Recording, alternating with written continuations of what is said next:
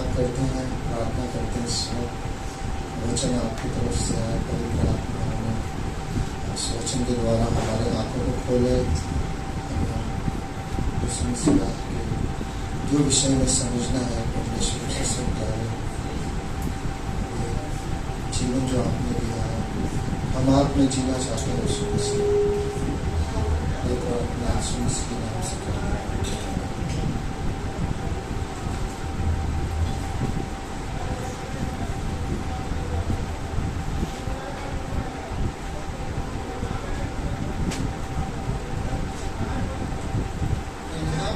उत्पत्ति 32 में जाते हैं और जरा वचन देखेंगे।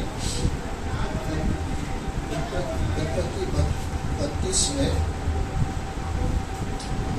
यहाँ पर याकूब अपने भाई को मिलता है और फिर बाद में भाई को मिलने के बाद रात में परमेश्वर उसके पास आता है।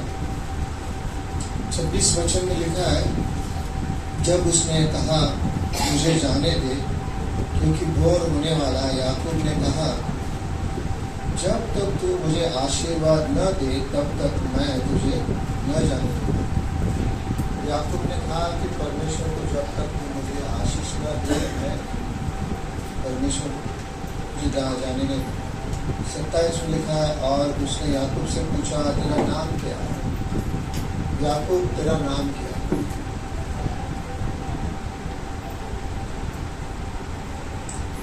याकूब ने उसने कहा, मेरा नाम क्या है? परमेश्वर ने पूछा तो उसने कहा याकूब। याकूब का मतलब है जो आदमी, अंग्रेजी में बोलता है उसको सप्लांटर, यानी कि जो आदमी दूसरे को धोखा देता है ना, हमेशा उसका काम रहता है किस प्रकार धोखा दे, अपने लिए फायदे में लेके आए, इसका वही काम था।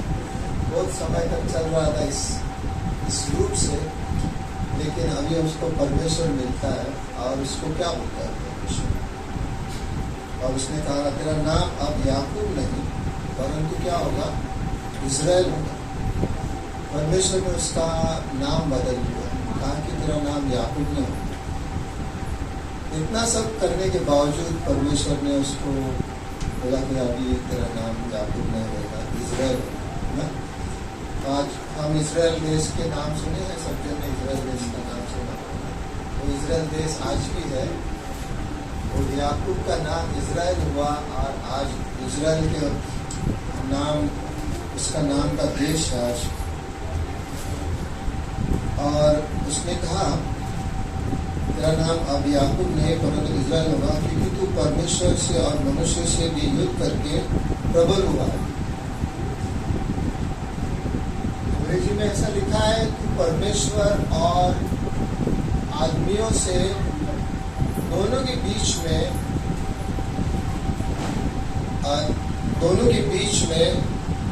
सामर्थ्य के रूप में राजकुमार के हिसाब से तेरे पास क्या होगा? एक सामर्थ्य होगा परमेश्वर और आदमी के बीच में, दोनों में। उसका नाम का मतलब है याकूब था।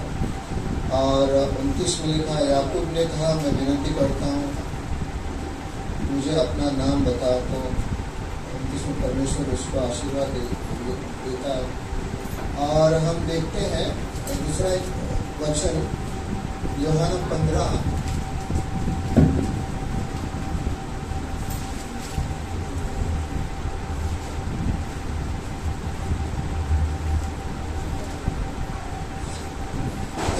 एक वचन में लिखा है, सच्चा दाखलता मैं हूँ और मेरा पिता किसान है। जो डाली मुझ में है और नहीं फलता वह उसे काट डालता है, और जो फलता है उसे वो छांटता है ताकि और फले। तुम जो उस वचन के कारण जो मैंने तुमसे कहा है शुद्ध हो, तुम मुझ में बना रहो और मैं तुम में। जैसे डाली यदि दाखलता में बना नहीं रहे तो अपना आप नहीं फल सकता, वैसे ही तुम भी यदि मुझ में बना न रहे तो नहीं फल सकता। मैं दाखलता हूँ, तुम डालियाँ हो। जो मुझ में बना रहता है और मैं उसमें, वो बहुत फल लाता है, क्योंकि मुझसे अलग होकर तुम कुछ भी नहीं कर सकते। आज हम एक विषय में देखेंगे कि एक परमेश्वर जब विश्वास करते हैं, उनका जीवन जो परमेश्वर का जीवन है, हम एक अदली बदली जो बोलता है ना, इंग्लिश में बोलता है एक्सचेंज। एक्सचेंज समझते हैं, अदली बदली करते हैं ना। तो आप बोलेगा मुझे मेरे पास एक सेल फोन है, दूसरे के पास सेल फोन है, हम लोग एक दूसरे से सेल फोन बदलते हैं, उसको बोलते हैं अदला बदली। तो परमेश्वर में एक जीवन है जो महान जीवन है, ये परमेश्वर हमें देना चाहता है, लेकिन कुछ उसमें शर्त के रूप में नहीं है, लेकिन कुछ हम उसमें होना चाहिए तो ये जीवन आता है। याकूब बहुत समय तक अपने ही जीवन जी रहा था, अपना जीवन जीते जीते जीते जीते, और फिर आखिर में उसको परमेश्वर आकर मिला उसे उस रात में, और उसका उन्होंने क्या किया, आशीष देने के पहले उसने उसका पैर का हड्डी तोड़ दिया उसका। अभी उसका पैर का हड्डी तोड़ दिया परमेश्वर ने। इसका मतलब है अभी जो कुछ करना चाहता है नहीं कर सकता। अभी जो दौड़ता था इधर उधर, है ना, वो अपना ही करता था, अभी नहीं करता है। और इब्रानी के 12 में लिखा है कि उसने यूसुफ के बच्चे को आशीष दिया, और उसने उसका जो लकड़ी था जिस पर उसके सहारा चलता था, उस पर झुक कर उसने परमेश्वर से एक तरह से परमेश्वर से उसने प्रार्थना की, और परमेश्वर से परमेश्वर की महिमा की। तो एक समय था ऐसे चलता था ना। मुझे आज एक सवाल है, अभी आप लोग कैसे हैं इस समय में ना? आपका जीवन किस प्रकार है? बहुत से आदमी का जीवन, उनके जीवन में जो कुछ चलता है हुआ है, किस प्रकार है, वही जीवन में लोग चलते हैं, और वैसे ही जीवन चलता है याकूब की तरह, और उनके जीवन में ज़्यादा बदलाव नहीं आता है, क्योंकि उन लोग उस प्रकार का जीवन जीते हैं, पुराना जीवन जीते हैं, उस प्रकार में रहना चाहते हैं, उनके जीवन में बदलाव नहीं आता है। लेकिन परमेश्वर हमें क्या करता है, बड़ा उनका एक जीवन है जो बड़ा जीवन है, महान जीवन है, स्वर्गीय जीवन। हमने देखा यूहन्ना 15 में हमें देना चाहता है, मैं तुम में और तुम मुझ में। आज हम लोग यीशु मसीह के अंदर है। 1:3 में लिखा है कि हम यीशु मसीह के अंदर है, और यीशु मसीह हम हमारे अंदर। आज हर एक विश्वासी के जीवन में परमेश्वर ने एक सामर्थ्य दिया है, पावर दिया है, पवित्र आत्मा के द्वारा उस जीवन को जीने के लिए जो परमेश्वर हमें जीवन देता है। हम परमेश्वर के वचन और परमेश्वर के पवित्र आत्मा के बिना हम बदलाव नहीं ला सकते। ये दोनों जरूरी है। वचन इब्रानियों 4:15 और 16 में लिखा है, परमेश्वर ने कहा कि मेरे सिंहासन के पास आओ, यह मानकर मेरे सिंहासन के पास आओ। क्यों? क्योंकि परमेश्वर का सिंहासन अनुग्रह का सिंहासन है। परमेश्वर हर एक व्यक्ति को अनुग्रह देना चाहता है, और वो बोलता है कि मेरे सिंहासन के पास आओ, प्रार्थना पूर्वक मेरे पास आओ। हम पवित्र आत्मा में प्रार्थना करते हैं और उस सिंहासन के पास जाते हैं, और परमेश्वर उसका अनुग्रह हमें देता है, और हमें बदलाव आता है। हम लोग अदली बदली करते हैं, हम लोग उससे लेते हैं और उस जीवन को पाते हैं, और हमारे अंदर बदलाव आता है। अनुग्रह बहुत ही अच्छा है अनुग्रह, क्योंकि हम देखेंगे बाइबल में लिखा है, पहले पत्रस 5:10 में, पिता परमेश्वर पूरी तरह अनुग्रह है। पिता परमेश्वर, पुत्र भी अनुग्रह है। यूहन्ना 1:14-16 में लिखा है, यीशु मसीह पूरी तरह अनुग्रह उससे हमने पाया है। अनुग्रह परमेश्वर का वचन प्रेरितों के काम 30:32 में लिखा है, परमेश्वर का वचन जो है अनुग्रह का वचन है, सभी को दिया गया है। तो हम जब पढ़ते हैं अनुग्रह का वचन पढ़ते हैं, हम ये वचन पढ़ना बोला तो हम इसलिए नहीं पढ़ते हैं कि परमेश्वर हमें कोई तो एक रूप से हमें बंदी के रूप में बोलता है कि पढ़ ले। परमेश्वर बोलता है कि मेरा वचन अनुग्रह का वचन है, मैं तुम्हें अनुग्रह देना चाहता हूँ। उस अनुग्रह में अदला बदली है हमारी। जैसे तीमुथियुस 2:1 में पौलुस ने लिखा है, तुम अनुग्रह में सामर्थ पाओ और उस सामर्थ में तुम बढ़ो, अनुग्रह की सामर्थ। पत्रस ने दूसरे पत्रस 3:18 में लिखा है कि तुम सभी लोग, परमेश्वर के लोग अनुग्रह में बढ़े, परमेश्वर के अनुग्रह में बढ़े। हमें अनुग्रह जानना जरूरी है। परमेश्वर भले कुछ भी हो, हमको अनुग्रह से पेश आता है। भले याकूब ने बहुत गलती किया है, लेकिन आखिर में परमेश्वर ने उसे अनुग्रह से पेश आया और उसका नाम बदल दिया। और उसके बाद आज परमेश्वर हम लोग देखते हैं, उसका देश है आज, और यीशु मसीह हमारे बीच में आया 11 में, जो अनुग्रह है। तो परमेश्वर हमें अनुग्रह देता है और उस अनुग्रह को हम लेते हैं, पाते हैं और हम लोग बदलते हैं। हम अनुग्रह में चलते हैं और उससे हम बदलते हैं। और ईसाई की किताब 61 में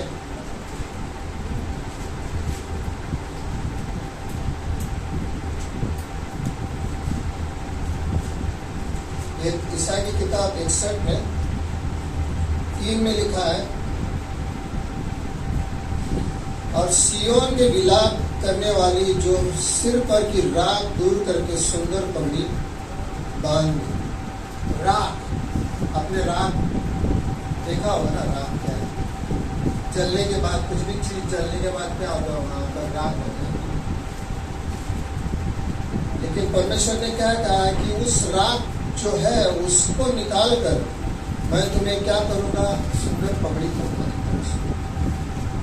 सुंदरता दूंगा तुम्हारे जीवन में। राग का मतलब है हमारा जो जीवन, जो हम कभी कभी जीते हैं और जो कुछ हमारे जीवन में हुआ है, और राग का जीवन परमेश्वर करता है कि उसके जगह पर मैं तुम्हें सुंदरता दूंगा। और उन्होंने आगे क्या लिखा है, और उनका विलाप दूर करके हर्ष की तेल लगाऊंगा। विलाप दूर करके उनको क्या लगाऊंगा, हर्ष का तेल लगाऊंगा। यानी कि पवित्र आत्मा के एक रूप से उसके जीवन में उसको चलाऊंगा और हर्ष का तेल उसको दूंगा और उसके जीवन में हर्ष दूंगा विलाप की जगह। और उनकी उदासी हटाकर यश का ओढ़ना ओढ़ूंगा। उदासी निकाल कर उनके अंदर यश का ओढ़ना।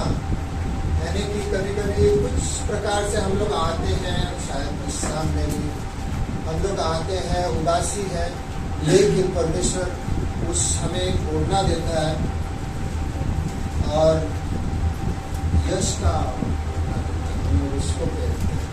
आज हमने परमेश्वर की गीत गाए, महिमा की, इसका मतलब है कि हमने इसको ओढ़ा हमारे जीवन में और परमेश्वर ने वो हमें आज दिया है। तो परमेश्वर ये सब राख हटाकर, परमेश्वर विलाप को हटाकर, परमेश्वर उदासी को हटाकर हमें जो उसका है जीवन अदला बदली, परमेश्वर वो हमारे जीवन में परमेश्वर के प्यार में जीते हैं। यहूदा ने लिखा है कि हम परमेश्वर के प्यार में रहे। आज हम लोग इस चर्च का काम करते हैं, चर्च में है, तो चर्च का सबसे बड़ा चीज क्या है हमारे बीच में? परमेश्वर का प्यार। परमेश्वर का प्यार नहीं है। आज हमारे बीच में बहुत मिशनरी आएंगे कॉन्फ्रेंस में, तो हम लोग उसको क्या देंगे? परमेश्वर का प्यार। और हम उनसे मिलेंगे, हम बात करेंगे, हम यही बोलेंगे परमेश्वर का प्यार हमारे बीच में। हम लोग यहाँ इकट्ठा हुए हैं, हम लोग यही बोलते हैं कि परमेश्वर का प्यार हमारे बीच में। परमेश्वर के प्यार के बिना हम लोग नहीं जी सकते हैं। और परमेश्वर का प्यार, इसका कोई शर्त नहीं है, कंडीशन नहीं है।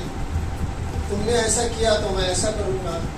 दुनिया में ऐसा चलता है आदमी लोग, तुम ऐसा किया तो मैं उसको उल्टा करूँगा, और तुमने मेरे तरफ ऐसा किया तो मैं उसको उल्टा करूँगा। लेकिन परमेश्वर में प्यार है और उस प्यार में कोई शर्त नहीं है। उस हिसाब से हम लोग परमेश्वर का जीवन चर्च में नहीं जीते।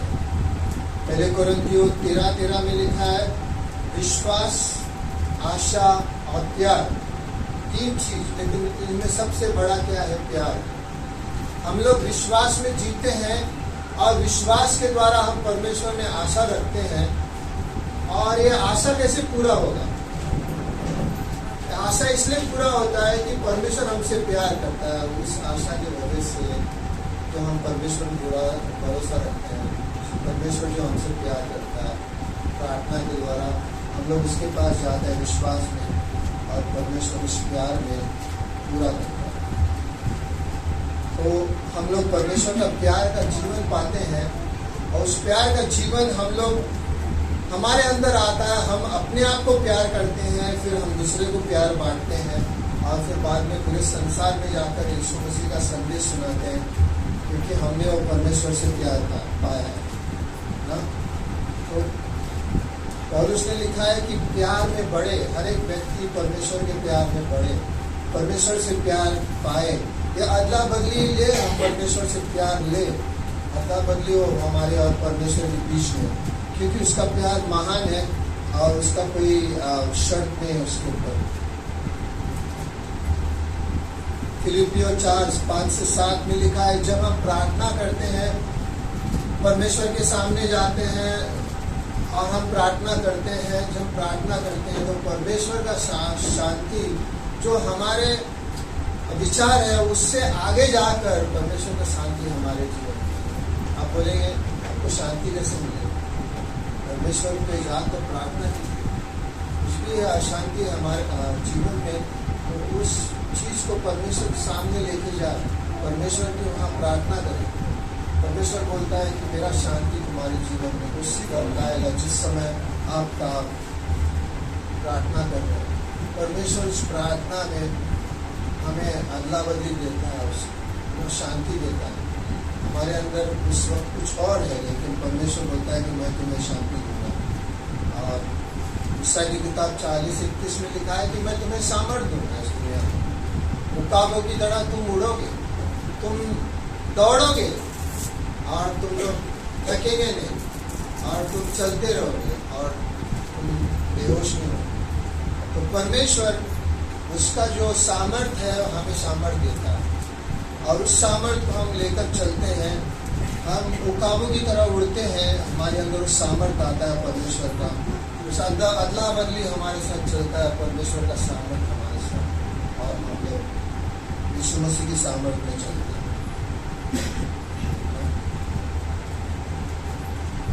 तो हमें परमेश्वर ने वो जीवन दिया है यीशु मसीह में। गलातियों के 5:22 में लिखा है कि पवित्र आत्मा का फल हमें परमेश्वर अंदर देता है। पहला फल है परमेश्वर का प्यार, दूसरा गलातियों 5:22 में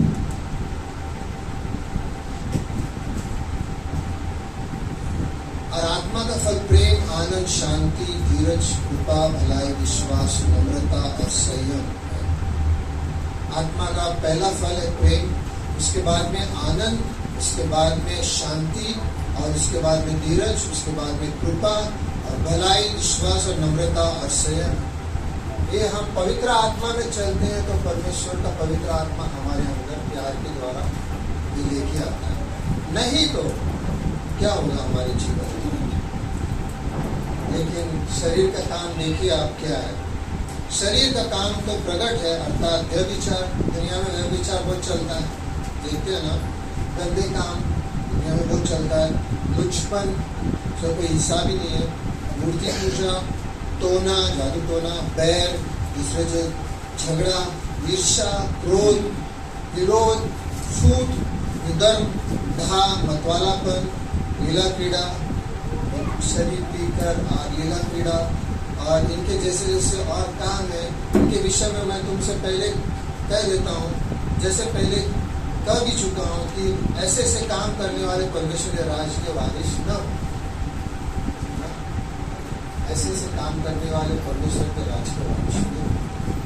अभी वो हमने उसे छोड़ दिया, हमने परमेश्वर का जीवन अपना लिया, और उससे हम लोग अदला बदली करके हम चलते हैं। हर एक सवेरे उठकर रात तक सोने तक हम परमेश्वर में चलते हैं। उस काम उस यीशु मसीह का जीवन को अदला बदली करके चलते, हमें चलना है इस दुनिया में। शैतान चाहता है हम लोग वैसा ना चले, परमेश्वर का जो आशीषित जीवन हमारे अंदर ना आए, उसका कोशिश रहता है। लेकिन हम लोग बोलते हैं कि हमें उसका जीवन नहीं चाहिए, हम परमेश्वर के जीवन में चलेंगे और उस पर हम चलते रहेंगे। तो परमेश्वर हमें ये जीवन दिया है दुनिया में। चुनौती हमारा है किस प्रकार जीना है। सवेरे उठकर हम किस प्रकार जिएंगे, चुनौती हमारे ऊपर है। क्या हम वचन के द्वारा परमेश्वर के करीब आकर और हम वचन के साथ चलेंगे, हम परमेश्वर के करीब जाएंगे, क्या ऐसा हमारा जीवन होगा? वो परमेश्वर हमें हमेशा हमको उनकी तरफ लेके जाते हैं। और भजन संहिता 23:6 में लिखा है, भजन संहिता दाऊद ने लिखा कि उसका करुणा मेरे साथ हमेशा के लिए, मेरे पीछे मेरे साथ में हमेशा के लिए उसका करुणा परमेश्वर का। पुराने नियम में मंदिर में, पुराने नियम का मंदिर में एक महापवित्र स्थान था। वहाँ पर एक बॉक्स जैसा था, इसको कहा जाता है वाचा का संदूक। और वहाँ पर उस वाचा का संदूक में सोने का बनाया गया था और उसके ऊपर 2 स्वर्गदूत थे। ऐसे स्वर्गदूत थे, उन लोग दोनों भी नीचे उस वाचा का संदूक का उसके ऊपर देखते थे। उसको कहा जाता है कि मर्सी सीट को क्या दया का सिंहासन, दया का सिंहासन। तो उसमें देखते थे दोनों स्वर्गदूत, ऐसे देखते थे, क्योंकि स्वर्गदूतों को पता नहीं है कि अनुग्रह क्या है, दया क्या है, लेकिन हमें पता है। और ये सोने का बनाया हुआ था। इसका मतलब यही था कि उस पर लहू छिड़काया जाता था साल में एक बार, सभी के पाप माफ होते थे।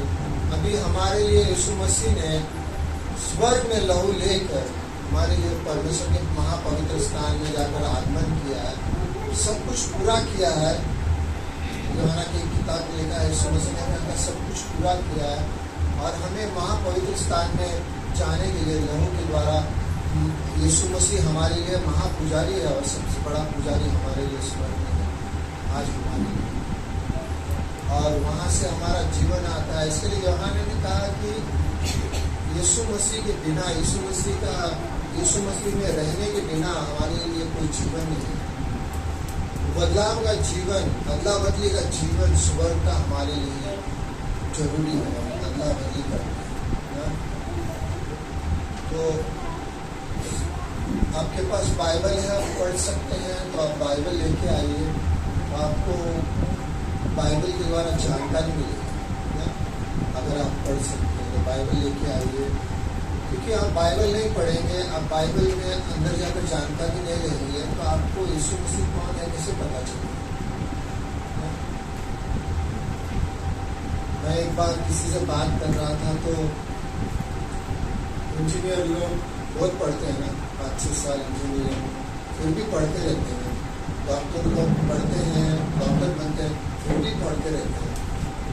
नया नया क्या आया है देखने के लिए, नया दवा क्या है, सब कुछ देखने के लिए पढ़ते रहते हैं। तो वो बोल रहा था मुझे बाइबल कॉलेज का कोई जरूरी नहीं है, परमेश्वर मुझे सिखाएगा। उन लोग सब सीखते हैं, बाकी दुनिया भर में हम लोग स्कूल में गए ना सीखने के लिए, स्कूल में जरूरी है सीखना, हम लोग सब सीखते हैं, लेकिन बाइबल सीखने के लिए कोई जरूरी नहीं है। बाइबल का क्लास कोई जरूरी नहीं, सब लोग सीख सकता है बाइबल। यीशु मसीह के विषय में सब लोग देख सकता है, सब लोग सीख सकता है। हम लोग भी पढ़ना चाहिए कि बाइबल खोलना चाहिए, पढ़ना चाहिए कि इसमें क्या है, क्या लिखा है परमेश्वर मेरे लिए, क्या परमेश्वर ने बोला। अगर आपको पढ़ना आता, अगर आपको पढ़ना नहीं आता होगा तो आप बाइबल सुन सकते हैं, आजकल लोड है, इंटरनेट में लोड किया है बाइबल, आप सुन भी सकते हैं, बाइबल सुन सकते हैं, पढ़ना नहीं। कोई कोई व्यक्ति तो बिना पढ़ाई, उनको इतना बाइबल के बारे में इतना जानकारी है, पढ़ा हुआ व्यक्ति को भी नहीं जानता। देखिए हम लोग सुनते हैं, उसमें कोई परमेश्वर आपको सिखाएगा पवित्र आत्मा के द्वारा, लेकिन बाइबल के बाहर नहीं सिखाएगा, बाइबल के अंदर से सिखाएगा। हमें वो अगला बदली यानी एक्सचेंज का जीवन हमको परमेश्वर के द्वारा हमें पाना है, हमको उसमें चलना है, हमको उसमें जीना है, और उस जीवन से हमको परमेश्वर का यीशु मसीह का जीवन हमारे में उसमें रहना चाहिए। प्रार्थना पूर्वक हम लोग चलते हैं और हम लोग बोलते हैं परमेश्वर मेरे जीवन में आपको क्या करना है, किस प्रकार मुझे चलाना है, यीशु मसीह आप चलाओ, क्या करना है मेरे जीवन में। तो यीशु मसीह का हमारे लिए एक ऐसा जीवन दिया है दुनिया में। परमेश्वर नहीं चाहता है कि हम दुनिया का जीवन जिए, दुनिया में जो चलता है उसके हिसाब से जिए। कभी कभी आदमी लोग इतना न्यूज़ सुनते हैं, तो न्यूज़ में उनका सर घूमते रहते हैं, और न्यूज़ वाले उनके सर में बहुत कुछ डालता होता है, लेकिन परमेश्वर का वचन उनके जीवन में नहीं आता है, परमेश्वर का वचन नहीं पढ़ते हैं। मुझे अफसोस होता है, आदमी लोग सवेरे उठ के पहले न्यूज़पेपर पढ़ते हैं, लेकिन हम लोग न्यूज़पेपर नहीं पढ़ते। हम लोग पहले उठकर हम लोग क्या करते हैं, परमेश्वर से प्रार्थना करते हैं और हम लोग बाइबल पढ़ते हैं। परमेश्वर आपका जीवन मुझे चाहिए। दुनिया में बहुत कुछ चलते रहेगा और चलते जाएगा। हमें सब कुछ मालूम है, प्रकाशित वाक्य के अनुसार क्या होगा इस दुनिया में, सब कुछ परमेश्वर ने बता दिया है। लेकिन हाँ, यीशु मसीह का जो अगला बदली का जीवन है, उस जीवन को हम लोग यीशु मसीह के साथ चलते हैं, उसमें हमारा जीवन होना चाहिए, उसमें हमारा सामर्थ्य होना चाहिए, उसमें हम किस प्रकार चले, परमेश्वर से हमें बात करें, किस प्रकार आप चले।